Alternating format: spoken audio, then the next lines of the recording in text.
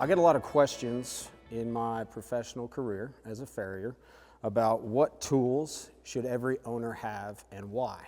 So while we're up here, we thought we'd do a quick educational video. Hopefully it won't be too boring, won't be too long. We could do some dancing, some jumping, keep you guys entertained. So what we're going to start with, everyone should have a hoof pick and a wire brush. I combined the two. I just took a cheap Home Depot wire brush, and then I cut out the back, put in a little hoof pick. Otherwise, just a simple hoof pick at your local feed store. And then a simple wire brush from any sort of hardware store. Amazon would have both of these. Those are imperative so you can clean out, check the foot. If for some reason the horse is a little bit off, I always start with, let's just look at the bottom of the foot nice and clean and see if there's anything we see. The other thing that I would say is potentially you need to pull a shoe, whether it's like shifted a lot or it's standing on a clip, things you need. So I recommend, this is called a clinch cutter. And then any hammer, I'm using a farrier hammer, but you can use any hammer.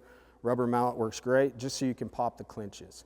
We're gonna have a live horse come in here in a little bit, and I'll do a demonstration on proper technique. If you don't want a clinch cutter, then any old rasp will work great, just to rasp the clinch heads so you can pull the nail easier, make the shoe removal faster.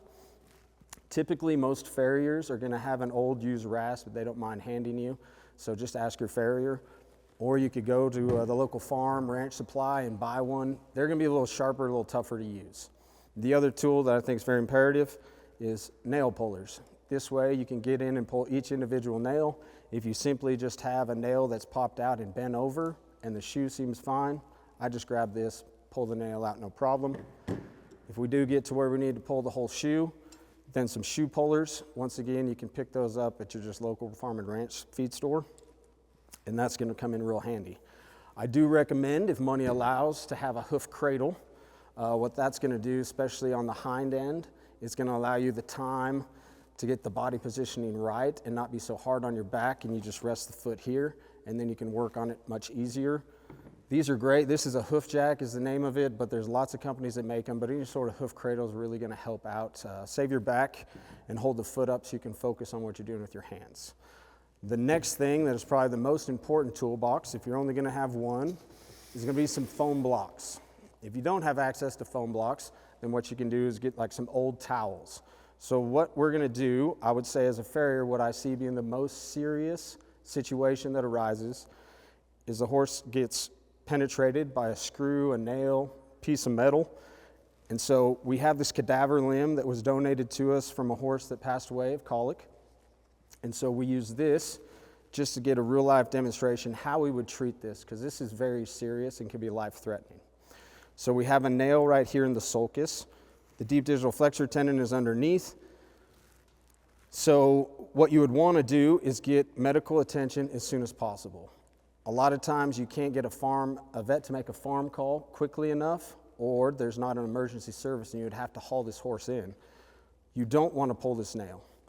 Rule number one, whatever is there, leave it there. Pack the rest of the foot until we can get adequate imaging to make an educated decision on what structures were affected and how bad. So what I recommend is the foam.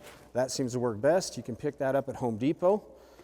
And then all I did is just cut a little piece, and then I cut out right here to where there won't be any pressure applied to the nail, and he can be weight bearing if need be.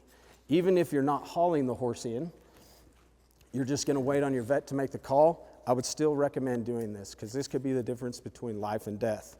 So what I would do is just cut a piece of foam, like I said, any sort of way to where you're loading the back part of the foot, wherever the puncture is.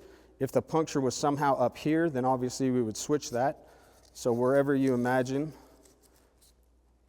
the puncture is, cut out in your foam so that it's not going to be weight bearing. And this foam will compress a little bit, so make sure you have at least 1 inch thick. If you need to, add pieces. It doesn't matter necessarily how thick it is, as long as it's thick enough that it's not going to touch that. Then all I would do is I'd take some vet wrap or some duct tape, whatever you have available, and you're going to wrap this up so that it doesn't shift. And the key to it not shifting is as many wraps as you can do that your back allows and the horse will let you.